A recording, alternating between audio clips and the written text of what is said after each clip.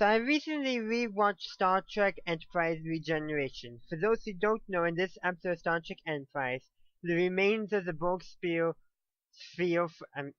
from Star Trek First Contact is discovered in the polar ice caps on Earth by a team of Earth scientists. And the Borg drones end up getting reactivated, simulate the science team, take control of the science team's vessel, and then heads off towards the Delta Quadrant. And they assimilate one ship on the way over. So what happened? So at the end of the episode, it's revealed that the ship, the Borg, send off a message off to the Delta Quadrant telling the Borg how to find Earth. And it would take about 200 years to get there. So we already in the Star Trek fan community know that is set the 24th century. The first episode where Q appears and the Borg appears. I think that was when Q first appeared, but the first appearance of the Borg in production order in the franchise. So that happens. That is set.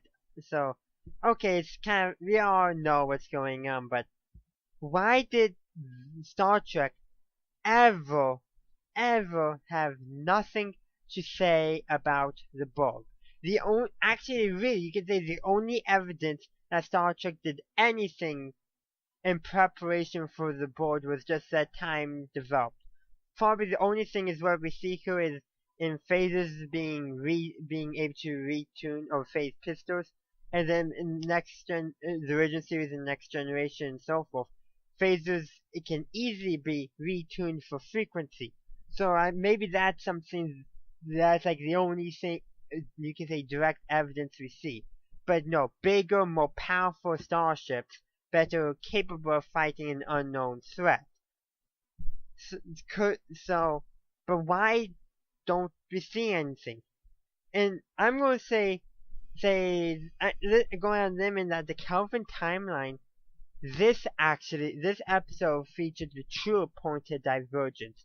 Because by the time the first ship is seen, the Kelvin, it's already leagues more advanced, looking and all that, than the Enterprise of the original series.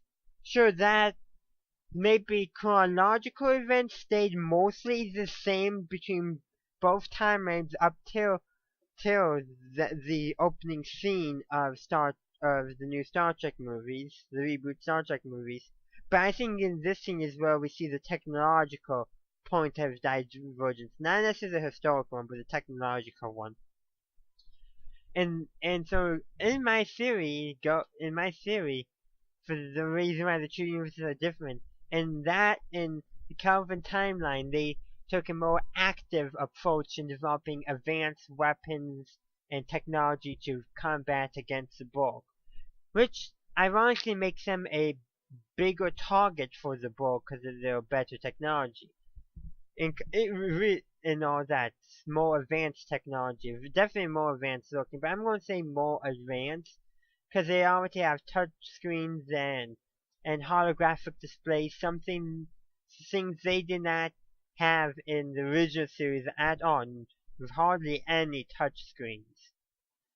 But a line in Deep Space Nine does kind of say that it was the 23rd century.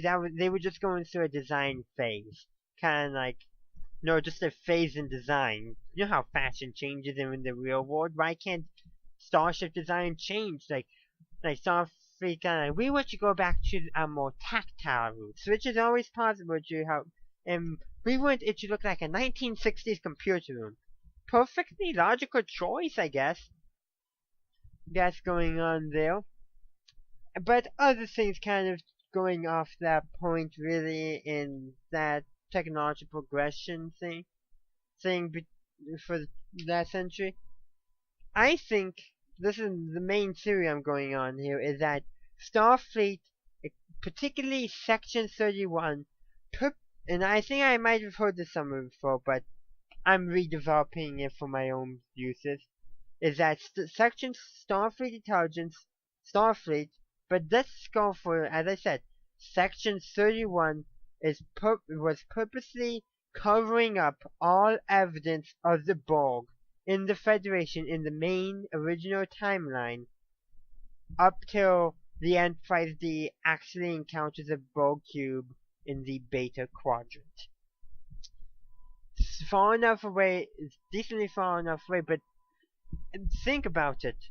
Only the scientists who encounter the Borg are assimilated by the Borg. All you have left there is some wreckage and debris. Not too much. Only one starship with less than 50 individuals on board encountered the Borg. The only other who even had a remote chance would be Starfleet Command. And Section 31 goes deep into Starfleet, so they can in the Starfleet vessel, so they can easily suppress all knowledge of that find ever. Kind of scary thought, but that's what I'm going for. Section 31 suppressed the knowledge of the Borg, so nobody. That's why there's no. Despite this clear, I repeat, clear evidence of the Borg being in the 22nd century, no evidence that they were. Actually, after this episode, all the way up to the Borg first appearing. No evidence whatsoever, which can only be explained away by Section 31 cover-up. Which, given Section 31, they would do it. Now, how they would do it? Erase logs and keep people from talking. You know, all the, secretive organization, intelligence organization stuff. That kind of stuff. Silencing people when needed. All that dirty stuff that nobody likes to say the Federation participates in, but Section 31 probably does. Stuff. So yeah, so Section 31 obviously did a cover-up. So, and then when Enterprise D encounters the Borg, right on cue, they just let it go. They just kind of stopped doing anything about it. And let's take 789's parents. They went exploring by themselves with their daughter to a region that Starfleet was reluctant. Was it Starfleet reluctant, or was it Section 31 making sure Starfleet was reluctant to go exploring that direction at that time? That way, it would just force 789's parents to do it by themselves and bring their daughter along to test the grounds, as you would, for the Borg. Think about it that way. That could say that 789 would not be a character if it wasn't for Section 31. That is kind of another crazy theory, but it does kind of make sense because it does appear that 789's parents encountered the Borg before the Enterprise D. That's what is implied. I'm not sure if I'm getting my timeline correct, but that is kind of a peculiar thought when you think about it. An interesting point of interest. And really, you could keep on talking about Section 31 and cover-ups, but how it relates to the Borg and how we see no evidence of the Federation preparing for the Borg. And I think even after the Borg show up, the Section 31 is still engaging in the cover-up. Because if they hadn't, because since Enterprise is set in the same timeline as the original series and Next Generation and all that, First Contact happened.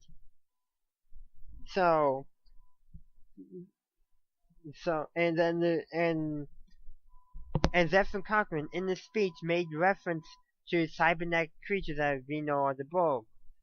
And then Captain Archer was able to put two and two together. But I have a feeling after that incident, that part of the speech that Zephyr Cochrane made was deleted. It was no longer a reference. All trace of it wiped out. And along with Enterprise's encounter with the Borg. And all knowledge that the Borg was there, all by Section 31. So, The Enterprise went back to prevent the Borg from messing up with First Contact, so that First Contact would happen in First Contact. But let's say if they had known that the Borg originally did go there, was in did go there, they may have been like, it's all going to work for fine. We don't actually have to go and make sure First Contact happens. So in a way, you can thank Section 31 for ensuring First Contact would happen by making sure they covered the Borg's appearance in the past up. I would like to think that after First Contact happened, Section 31 allowed that stuff they initially covered up to come clean now that all has come to pass. And let's say Section 31 as in contact with Daniels and the other Temple agents from the far future, including the ones Voyager comes into contact with. Kind of making the secretive role even more interesting and explaining maybe why they would cover it up to ensure that the Enterprise would go back to make sure First Contact would happen. So what I'm saying is the Borg always had tried to in the timeline, always interfered with First Contact. Section 31 covered it up to ensure no paradoxes would happen. Crazy? Probably so, but it's a Star Trek theory, and theories are sometimes crazy. Now this one can never be disproved, but I don't think it can be proved either, because it does rely on some assumptions on what we know Section 31, and does kind of need for there to be interference by other parties as well. And also, Dr. Flock specifically analyzed the nanoprobes and was working to and figured out how to prevent himself from getting assimilated. Now it is mentioned that he does have a better immune system than humans, but still, when the first human in Next Generation was assimilated by the Borg, the Enterprise doctors and nurses had no idea what to do. And apparently Dr. Fox figured out what to do. And even if it was only successful for the Noblians, you think they would have tried again. Kind of explaining on what's now a plot hole, Section 31 covered it up as well. And like the Doctor from Voyager, well, he shares the name with the Doctor from Doctor Who. They're both called the Doctor. Just realized that. But anyhow, the Doctor from Voyager, he was the really first Federation medical official since really Dr. Phlox to deeply, I repeat, deeply study Borg nanoprobes and figured out how to de-assimilate somebody who was fully assimilated. More than he did 7 and 9, and then he helped some children the Borg had assimilated from a young age, and that is quite impressive when you think about it. That with no knowledge, or maybe the knowledge was already starting to be leaked by Section 31 because the Borg were already being encountered, but you think we would have had a reference, but okay, there was Jean-Luc Picard as well. He was assimilated, so that was like all the Doctor apparently had to go off of. And Captain Picard was not really fully assimilated by the Borg, so that way they could use him to, well, communicate with the humans to get them to be assimilated slightly more easier. Think about it. I think what would be nice for the Kelvin timeline is for the next Kelvin timeline Star Trek movie, for the main enemy to be the Borg. But that is about 100 years off. But when it does come time in the Kelvin timeline for the Borg to come, they're going to send one cube the first time. Maybe you can have the first contact with the Borg, mirror that in the main timeline. But the second time the Borg come, they're not kidding around anymore. They had one Borg cube in the first time, both times, because they were thinking, okay, there's gonna be some technological progression from the 22nd century when this message was set, first contact and all that, and you know something? The Borg were at first contact. That was 7-9 revealed that in Voyager, but how are they supposed to know?